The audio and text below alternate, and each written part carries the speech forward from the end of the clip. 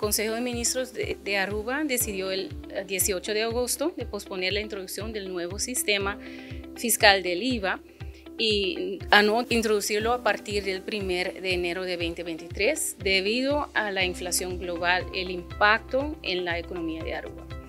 Como resultado del plan de reforma se ha transformado en gran medida a un plan fiscal de 2023 con la excepción de la introducción del IVA. Por lo tanto, existe una propuesta ahora de aumentar la tarifa existente del BBO de 1.5% a 2.5%, resultando en una tarifa combinada del BBO, BAVP y BAZF de 7%. Es muy importante tener en cuenta que en el 2020 se concluyeron acuerdos entre los países caribeños del Reino Holandés sobre los paquetes nacionales, como decimos en holandés, Landspakketten, en respuesta al apoyo de liquidez que recibimos durante la crisis del COVID. Tenemos un paquete nacional en el que se han acordado diversas reformas, incluso reformas fiscales.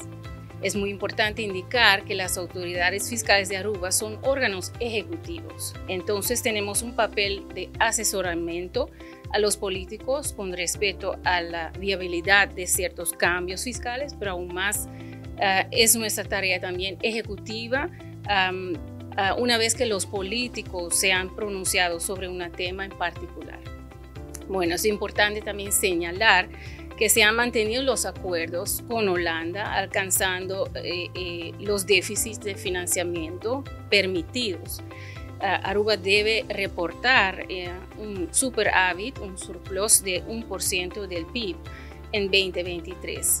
Entonces, teníamos que hacer algo al respecto si el IVA no se va a introducir por el 1 de enero. Bueno, las consecuencias positivas de la recuperación de la economía de Aruba y el esfuerzo también de las autoridades fiscales en el campo de cumplimiento podemos ver visiblemente en los ingresos de impuesto. Hasta septiembre de 2022 el Departamento de Impuesto tiene ya un monto total de 1.279 millones o 1.3 billones de florines recaudado de los impuestos que corresponde al Departamento del Trabajo del Departamento. Los ingresos ya están en el 32% superior en comparación del mismo periodo del 2021 y representan el 84% del presupuesto total aprobado para el 2022. En resumen, se puede señalar que vamos bien con los impuestos, la recaudación de impuestos directos, y esos impuestos también muestran un aumento en recaudación al respecto comparado con el 2021.